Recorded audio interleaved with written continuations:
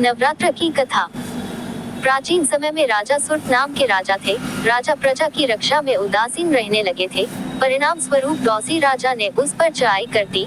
सुर्त की सेना भी शत्रु से मिल गई थी। परिणाम स्वरूप राजा सुर्त की हार हुई और वह जान बचाकर जंगल की तरफ भागा।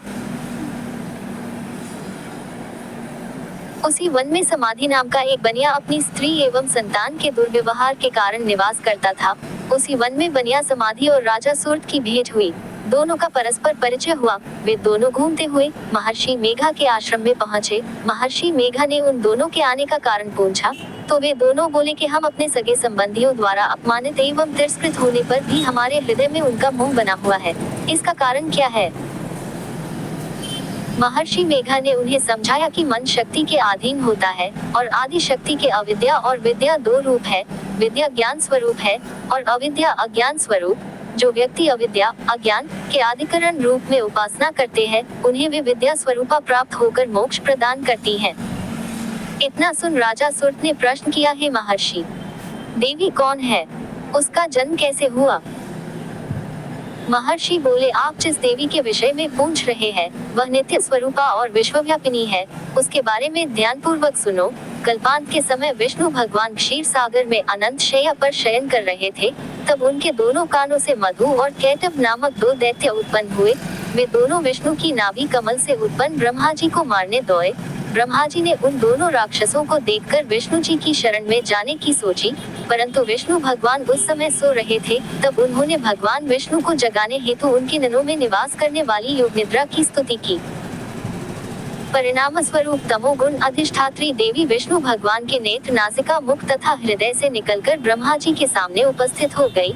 योग निद्रा के निकलते ही विष्णु भगवान उठकर बैठ गए। भगवान विष्णु और उन राक्षसों में 5000 साल तक युद्ध चलता रहा। अंत में मधु और कैटभ दोनों राक्षस मारे गए। ऋषि बोले, अब ब्रह्मा जी की स्तुति से उत्पन्न महामाया देवी की वीरता तथा प्रभाव का वर्णन करता हूँ, उसे ध्यानपूर्वक सुनो। एक समय देवताओं के स्वामी इंद्र तथा दैत्यों के स्वामी महिषासुर में सैकड़ों वर्षों तक घनघोर संग्राम हुआ। इस युद्ध में देवराज इंद्र की पराजय हुई और महिषासुर इंद्रलोक का स्वामी बन बैठा।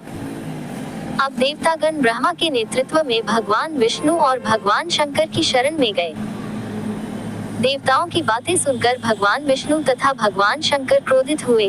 भगवान विष्णु के मुख तथा ब्रह्मा जी और शिव जी तथा इंद्र आदि के शरीर से एक तेजपुंज निकला, जिससे समस्त दिशाएं जलने लगी और अंत में यही तेजपुंज एक देवी के रूप में परिवर्तित हो गया। देवी ने सभी देवताओं से आयुध एवं शक्ति प्राप्त करके उच्च स्वर में अट्टहास किया, जिससे तीनों लोकों में हलचल मच गई। महिषासुर अपनी सेना लेकर इस सिंहनाद की ओर दौड़ा। उसने देखा कि देवी के प्रभाव से तीनों लोग आलोकित हो रहे हैं। महिषासुर की देवी के सामने एक भी चाल सफल नहीं हुई और वह देवी के हाथों मारा गया। आगे चलकर यही देवी शुंभ और निशुंभ राक्षसों का वध करने के लिए गौरी देवी के रूप में अवतरित हुई। इन उपरोक्त व्याख्यानों को सुनाकर मेघा ऋषि ने राजा सुर्त तथा बनिया से देवी स्तवन की विधिवत व्याख्या की। राजा और वणिक नदी पर जाकर देवी की तपस्या करने लगे। 3 वर्ष तक घोर तपस्या करने के बाद देवी ने प्रकट होकर उन्हें आशीर्वाद दिया। इससे वणिक संसार के मोह से मुक्त होकर आत्मचिंतन में लग गया और राजा सुर्त ने शत्रुओं पर आक्रमण करके विजय प्राप्त करके अपना वैभव प्राप्त कर लिया।